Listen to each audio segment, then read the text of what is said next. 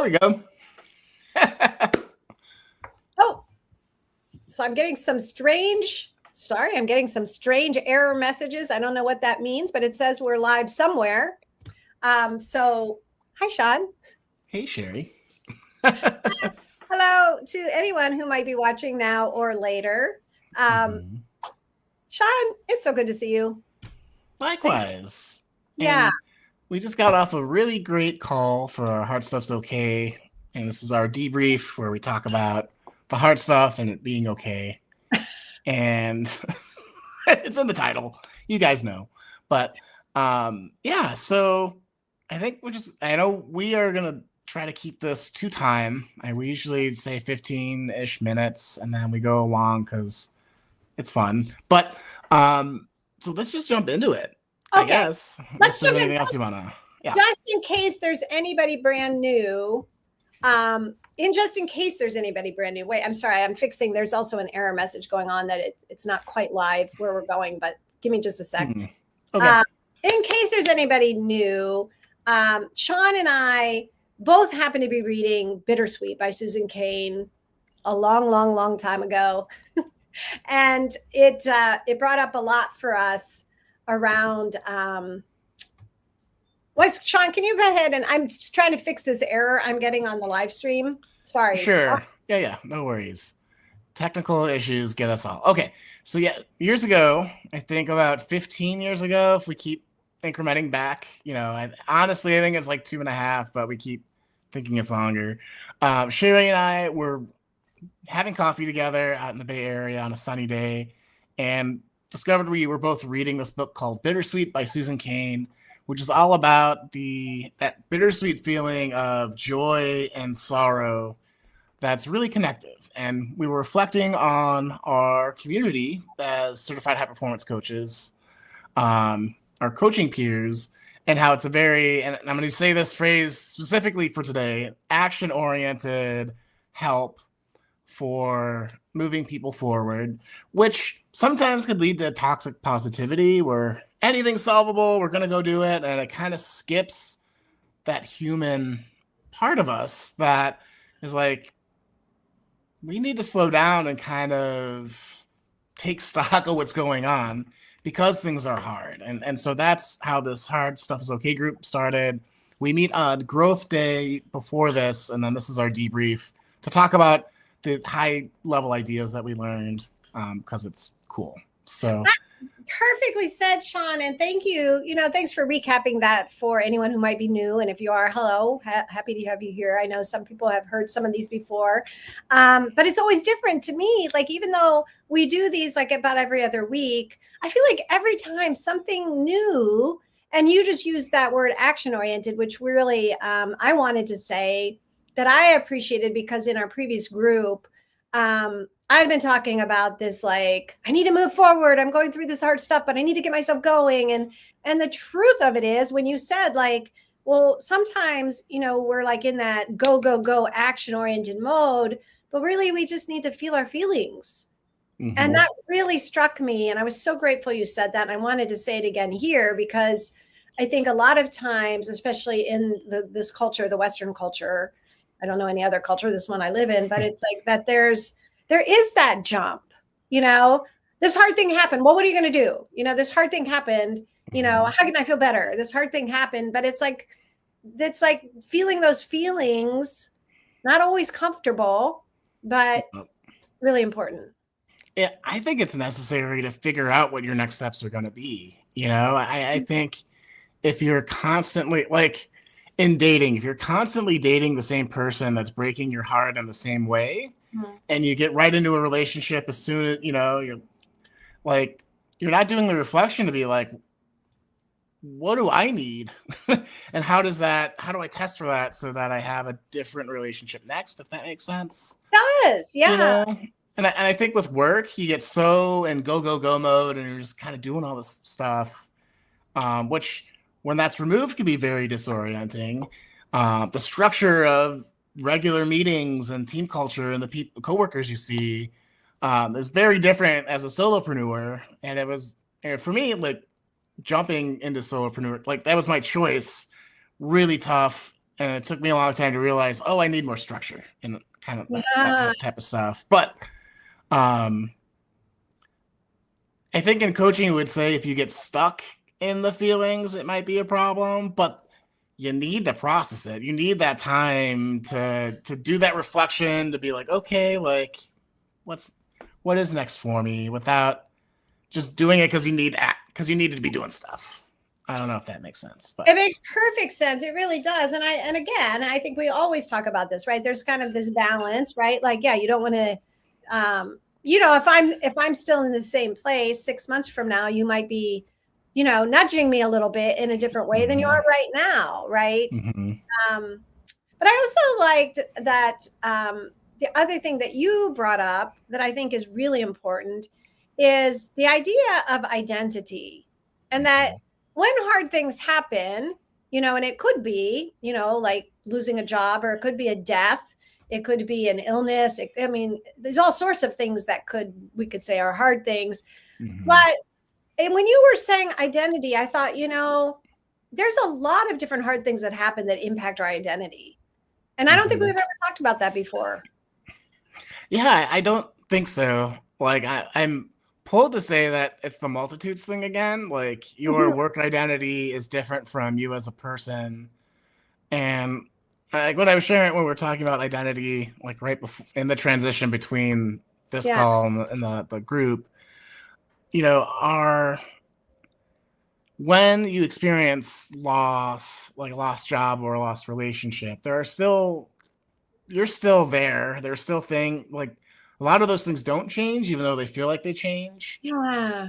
And I'm trying to say this in a way that's not calling out specific things, because, so that makes this sound a little bit weirder. But like, when I switched jobs, so I'll use that career. The idea of being a highly productive software engineer at a prestigious company, like I was very proud of that, and I didn't the biggest part was like letting that go.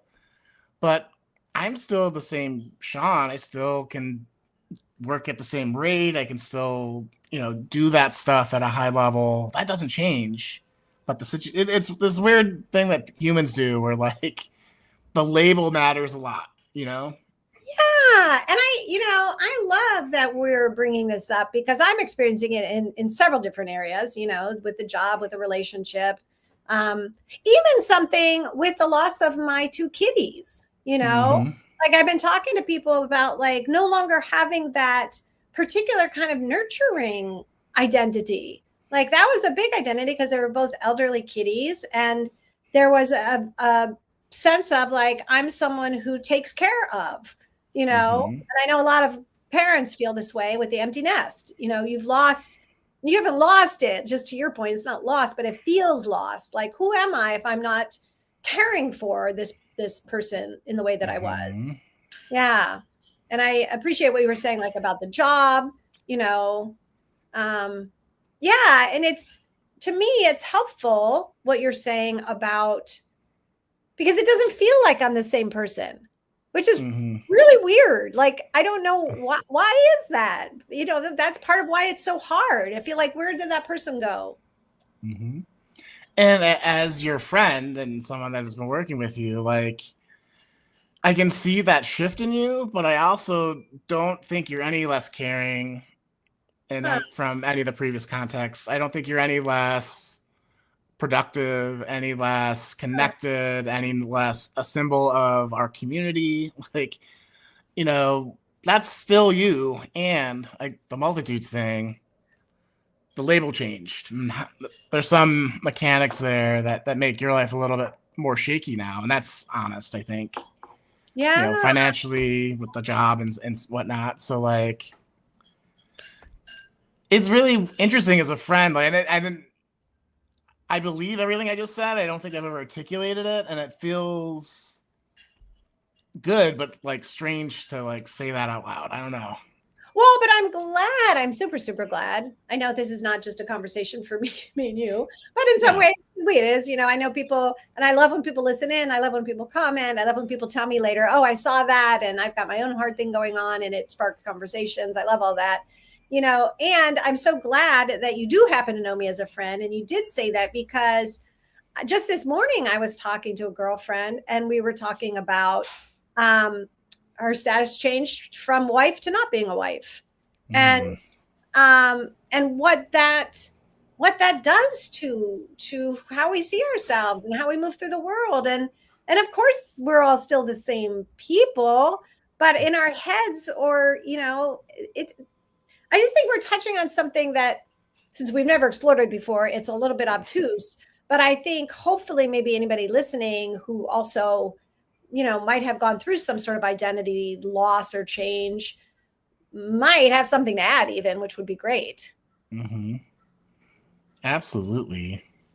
And I think I'm actually kind of thinking too, like, we're friends and have a particular relationship, but also maybe at some point exploring what those labels do mean to other people. Because as we were talking in the previous group, saying, what's your next move? What are you doing? Here are your options. Here's options I found for you to continue to go. That label change is inviting that type of energy in, when really maybe you just need a hug, or you need to go get a cup of coffee and stare at birds on a bench, or like it, it's a signal for help in a way that can almost feel unconnected, without acknowledging what's going on. You know what? Thank you for spelling that out, because for anybody listening, right? Like, it could be that I'm more aware if I have a friend who's gone through any kind of, again, we're talking about, divorce, we're talking about a parent or two parents dying, we're talking Mm-hmm. about jobs, we're talking about all kinds of the children leaving, that it's like maybe the best thing we could probably do for someone that is the most helpful, instead of trying to help them get to the next step, might be to check in with them to see where are they and what would be most helpful, not, kind of assuming, because everybody wants to be helpful and it's very, well-meaning. Mm-hmm. I like what you just said, and you kind of offered that to me in our previous group. Like, well, maybe you just need to feel your feelings. Like, I was like, oh, thank you. Yeah. Yeah. Yeah. There's so many aspects. And I love this about our conversations, right? It's like we've been talking about the hard stuff for a long time. And it feels to me like it's always ever interesting. Like there's always more facets. Always more nuance and Yes.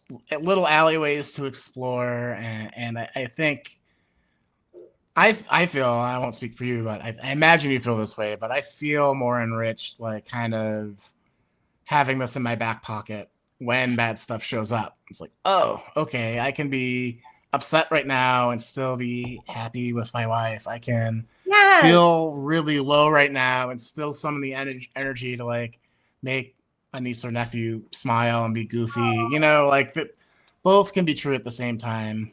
That idea of multitudes that keeps coming up came from a discussion and has helped me in a lot of ways. So yeah, I'm so thankful to be exploring the space with you, Sherry. Me too, And Sean.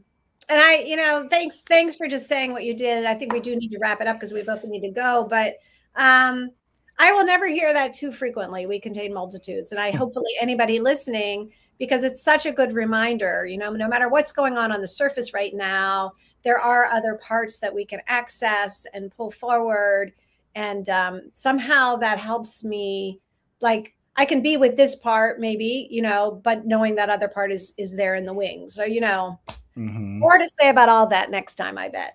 Yeah, next time. And in case I very quietly did this, but in the comments on my YouTube, and I think it goes out to everything else, Sherry, I don't know, but if you want an email notification when we go live in Growth Day, or when we're going to be doing this next, a half hour after that starts, you can go to my website, SeanButler.com/THSIOK. The hard stuff's okay, just physic, as we like to say.